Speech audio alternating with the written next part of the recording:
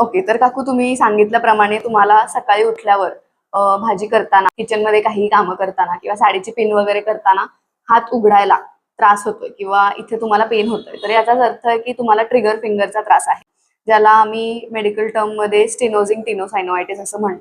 तर यात काय होतं की आपल्या जे हाताचे मसल्स असतात त्याचा इकडे एक थ्रेड सारखा एक स्ट्रक्चर इथे अटॅच्ड असतो आणि त्याला जागेवर ठेवण्याचं काम इकडे पुलीज असतात, जे रबर सारखं त्याला हाडाला चिटकवून ठेवण्याचं काम करते. हे जर मसल्स वीक असतील तर काम जास्त झाल्यामुळे ह्या मसल्सचा टाईटनेस होतो आणि टाईट झाल्यामुळे इथे एक नॉट सारखं गाठीसारखं तयार होतं.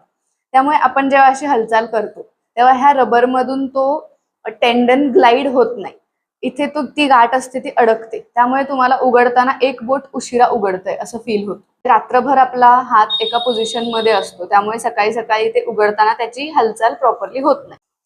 तर ह्या कंडिशनचे हेच सिम्पटम्स आहेत की सकाळी उठल्या उठल्या तुम्हाला हात उघडायला किंवा बोट उघडायला उशीर होतोय, एक बोट मागे राहतोय किंवा ह्या ठिकाणी तुम्हाला पेन जाणवतो, टाइटनेस फील होतो किंवा जबरदस्ती बोट उघडायचा प्रयत्न केला तर क्लिक असा आवाज येतो.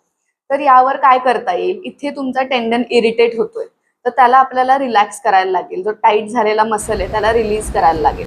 त्याचं इन्फ्लेमेशन कमी करण्यासाठी आईस पॅक वगैरे आपण अल्ट्रासाऊंड थेरपी असते, तर त्याने आपल्याला ह्याचं इन्फ्लेमेशन कमी करावं लागेल. टेंडन ग्लाइडिंग एक्सरसाइजेस असतात, एक्सरसाइज, इलेक्ट्रोथेरपी, मॅन्युअल थेरपी, ह्या सगळ्याने तुमचा हा त्रास कमी होऊ शकतो.